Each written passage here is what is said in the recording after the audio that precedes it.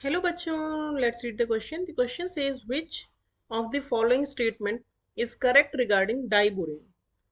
Option A, the two bridged hydrogen atoms and the one boron atom lie in one plane. Option B, out of 6 BH bonds, 2 bonds can be described in terms of 2 center 2 electron bonds. Option C, out of 6 BH bonds, 4 BH bonds can be described in terms of 3 center 2 electron bonds. Option D, the 4 terminal BH bonds are 2 center 2 electron regular bonds. So first of all, we will check the key concept of the question. The key concept of this question is that diborane is B2H6 and it is an electron deficient hydride.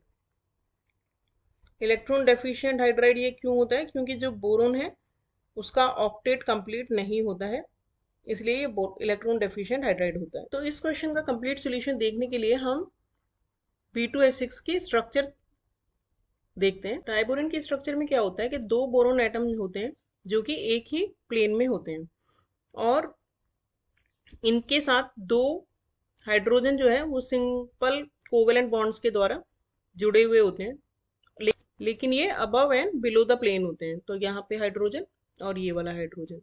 अब जो boron के पास boron का electronic configuration क्या होता है? 1s2 2s2 2p1। तो ये तो बॉन्डिंग में पार्टिसिपेट करता नहीं है क्योंकि इनर ऑर्बिटल है। और ये जो है इलेक्ट्रॉन अगर एक्साइट हो जाए तो ये 2s1 2px1 एंड 2py1, ये तीन अनपेयर्ड इलेक्ट्रॉन्स होंगे जो बॉन्डिंग में पार्टिसिपेट करेंगे। तो इनमें से दो इलेक्ट्रॉन्स के साथ तो इसने यहाँ पे बॉन्ड बना लिया हाइड्रोजन के साथ में।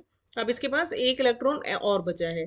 ऐसे ही जो हाइड्रोजन एटम होगा, सपोज एक हाइड्रोजन एटम है, तो एक इलेक्ट्रॉन इस हाइड्रोजन एटम का होगा और एक इनमें से एक किसी भी बोरोन एटम का होगा। तो इन दो इलेक्ट्रॉन की मदद से ये इन दोनों से जुड़ा हुआ होता है और ये होता है 3 सेंटर्ड 2 इलेक्ट्रॉन बॉन्ड।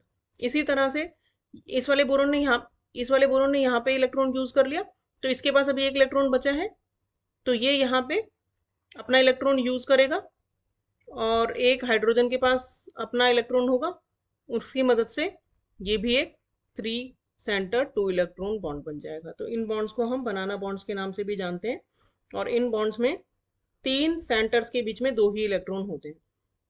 तो अब इनसे हम क्या कंक्लूजन निकाल सकते हैं कि दो बोरोन और दो हाइड्रोजन एटम्स प्लेन में होते हैं, सेम प्लेन, और दो ये जो कॉर्नर वाले हाइड्रोजन्स हैं ये टर्मिनल हाइड्रोजन्स जिन्हें हम कह सकते हैं। टर्मिनल जो हाइड्रोजन्स होते हैं ये प्लेन में नहीं होते हैं, ये above and below the plane होते हैं, ये अबव और below.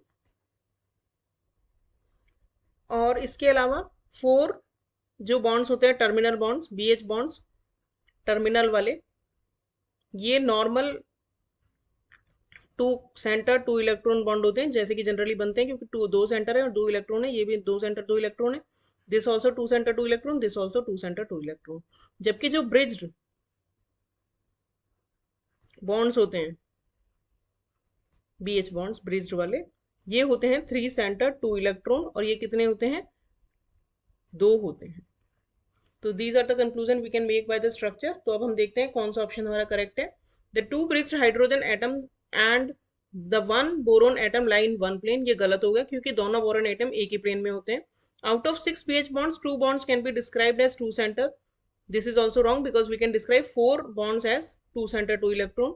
Out of 6 boron hydrogen bonds 4 boron hydrogen bonds are 3 center, this is also wrong क्योंकि दो बोरोन हाइड्रोजन बॉन्ड्स जो होते हैं 3 सेंटर 2 इलेक्ट्रॉन होते हैं। The 4 terminal BH bonds are 2 center 2 electron regular bond. So this is correct. सो हमारा correct option हो गया ऑप्शन डी।